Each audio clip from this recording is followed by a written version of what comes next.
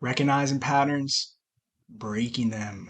All right, so we have what appears to be two individual characters here with quite different physical expressions. This individual here who is recognizing the patterns is ecstatic, happy, even potentially victorious, raising their fists. And admittedly, I'm definitely not much of a quantum or mathematical scholar, but I do believe that a pattern is more or less a sequence that repeats more than two times. So it appears that this individual is quite elated that they have recognized a pattern, which is indeed quite the intellectual achievement. To be able to look at anything, really, there are patterns everywhere.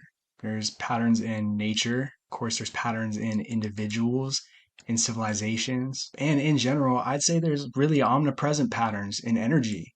And this individual does appear to be feeling nice. However, coming down to the individual who is breaking these patterns, them being patterns that are previously recognized, now being broken, this individual appears to be slightly broken, or their back is definitely undergoing some strain. Their legs, their arms are being crushed under the weight of the effort that it takes to break these patterns. They do appear to be emitting some sort of red liquid.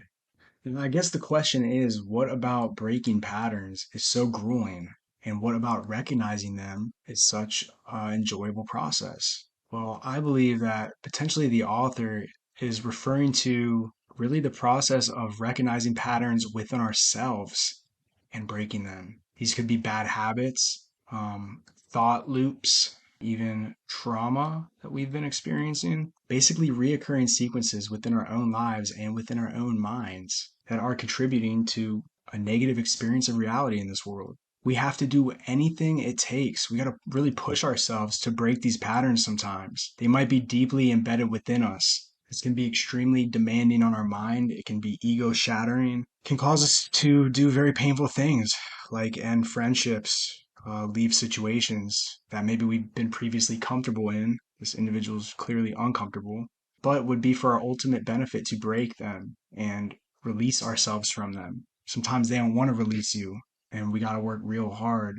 to get ourselves up out of there. So I just want to say congratulations to all individuals who are applying their observations to themselves and the world around them and recognizing patterns that that need to be broken to achieve our full potential. And a lot of times the next step to discovering these patterns and recognizing them is recognizing the fact that we must break them in order to free ourselves and truly hold thy fists, in victory.